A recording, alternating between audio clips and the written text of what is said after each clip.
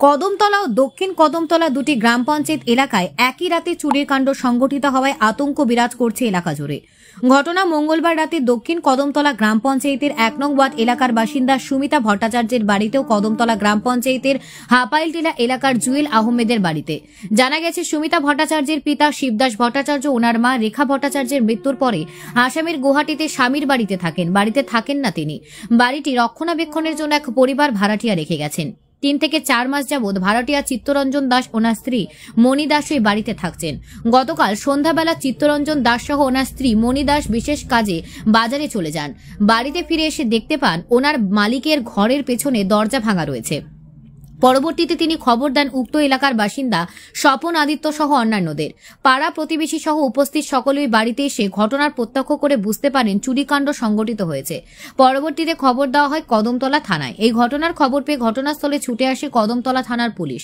পুলিশের উপস্থিতিতে সকলে ঘরের ভেতরে ঢুকে দেখতে পান ঘরের ভেতরে থাকা বিভিন্ন আলমারির লকার ভাঙা রয়েছে। কাগজপত্র সহ বিভিন্ন জিনিসপত্র এলোমেলোভাবে ছড়ানো রয়েছে গোটা ঘরের ভেতরে। গোটা ঘটনা প্রত্যক্ষ করে ভাড়াটিয়া সহ উপস্থিত সকলের কাছ থেকে বয়ান লিপিবদ্ধ করে পুলিশ।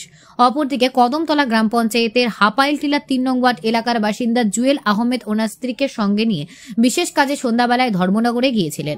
ফাঁকা বাড়িতে চোরের দল হানা দিয়ে ঘরের মূল ফটকের তালা ভেঙে ঘরের ভেতরে থাকা পুরাতন 3টি মোবাইল সহ অন্যান্য সামগ্রী চুরি করে নিয়ে যায় চোরের দল। পরবর্তীতে তিনি বিষয়টি পুলিশকে অবগত করেন। এই ঘটনার খবর পেয়ে ছুটে আসে কদমতলা থানার পুলিশ। ঘটনাস্থলে ছুটে এসে গোটা ঘটনা প্রত্যক্ষ করে বাড়ির মালিকের কাছ থেকে বয়ান লিপিবদ্ধ করে। এদিকে পৃথক পৃথক দুটি স্থানে চুরিকাণ্ডের ঘটনায় তদন্ত অব্যাহত রেখেছে কদমতলা থানার পুলিশের। হঠাৎ করে চুরিকাণ্ডের ঘটনা বেড়ে যাওয়ায় জনমনে আতঙ্ক বিরাজ করছে। বলা বাহুল্য যে গত বছরের অক্টোবর মাসে কদমতলা বাজার এলাকায় যে অপ্রীতিকর ঘটনা ঘটেছিল, এই ঘটনা সংঘটিত হওয়ার পূর্বে এ ধরনের চুরিকাণ্ডের ঘটনা বেড়ে গিয়েছিল কদমতলা থানা এলাকায়। এখন দেখার বিষয় কদমতলা থানার পুলিশ এই সকল চুরিকাণ্ডে কতটুকু কিনারা করতে পারে, সেটাই লাখ টাকার প্রশ্ন।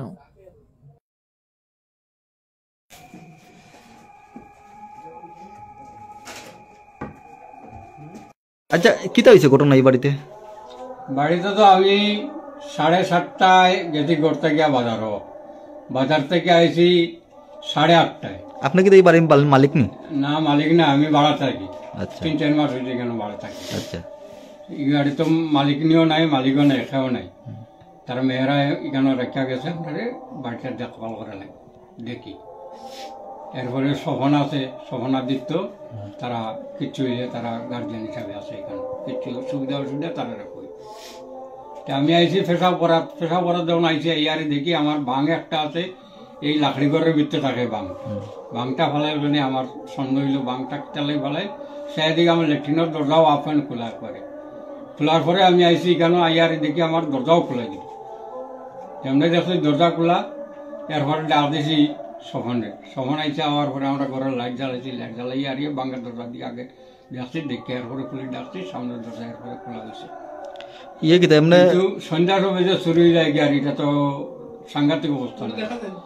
আগে রাত 12টা-1টা চুরি হইতো, তখন সন্ধ্যা রাত চুরি আরম্ভ হয়েছে। বাজারও মানুষ যাইতে পারে না, যদি তো 150 টাকাও যেত। এটা কোন জায়গা? এটা দক্ষিণ কদমতলা 1 নম্বর। আপনি এই বাড়িতে ভাড়া থাকুন? হ্যাঁ, ভাড়া থাকি। এমনি বাড়ির আর কেউ নাই? মানুষ থাকে? মালিকও নাই, মালিকও নাই। এমনি করতে কিতা কিতা জিনিস লইয়া গেছে অনুমান আছে? জিনিস তো অনুমান নেই এখন, তারা ঘরের ভিতরে কিতা আছে কিতা নাই আমি তো এটা বুঝতে পারতাম না। কিন্তু আলমারি 2টা ভাঙা, 3টা ভাঙা আলমারি সব ভাঙছে। পুলিশ আইছিল নি? পুলিশ আইছে, পুলিশ আইয়া তারা দেখিয়া গেছে। খালি আমরা নাম নিল, নাম নেওয়ার দেখা ফটো। আপনার নাম কিতা? চিত্তরঞ্জন দাস। আপনি কিতা চাইতেছেন এখন? আমি তো চাইতেছি চুরি যাতে বন্ধ হয়। সন্ধ্যা রাত যদি মানুষ করতেই পারে না, করতে পারে না, সামনে